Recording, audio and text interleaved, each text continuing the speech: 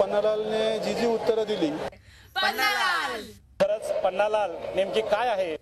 पन्नालालनी बरोबर सांगितलं, मी राजकारणात आहे. पन्नालाल खेड राजगुरुनगर मध्ये सुरू असलेल्या आनंद मेळा जत्रेमध्ये असलेला हा पन्नालालचा टेंट. पन्नालाल हा कोणी मोठा ज्योतिषी नाहीये, ते आहे एक गाढव. हे गाढव म्हणे लोकांचं अचूक भविष्य सांगतं. इनकी घरवाली कौन है पन्नालाल?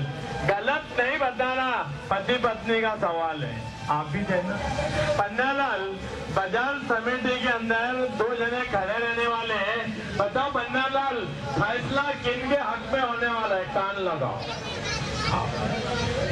लोकांच्या मनोरंजनासाठी हा खेळ असेल असेही तुम्हाला वाटेल, पण इथं भविष्य पाहायला आलेले कोणी साधे सुधे नाहीत. हे आहेत बाजार समितीच्या निवडणुकीला उभे राहिलेले उमेदवार.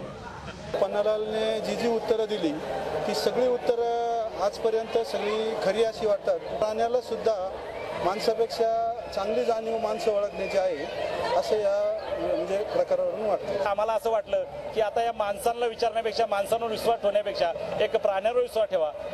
निवडणुकीत आपल्याला यश मिळेल की नाही हे जाणून घेण्यासाठी हे पन्नालालला शरण गेलेत म्हणे. आता विद्यमान नेतेच असे तर भावी नेते कसे असणार? या स्वीटी ताईंना राजकारणात येण्यासाठी पन्नालालनं आशीर्वाद दिलाय. माझी इच्छा आहे राजकारणात यायची आणि पन्नालालनी बरोबर सांगितलं, मी राजकारणात आहे. माझी अपेक्षा आहे मी येईल अशी अपेक्षा आहे माझी. आतापर्यंत साधूबाबांचा आशिष घेणाऱ्या नेते मंडळींना आता गाढवाचे पाय धरावे लागतात. त्यामुळे ह्या नॅट्रोडॅमस पन्नालालचे मालक खुश आहेत. मला तर हे करता 25 वर्ष झाले, पण आतापर्यंत कोणती गोष्ट खोटे निघाले नाही. हे बघितल्यानंतर एकच विचार मनात येतो, काय गाढवपणा आहे हा.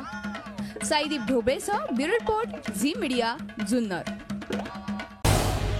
झी 24 तास रहा एक पाऊल पुढे.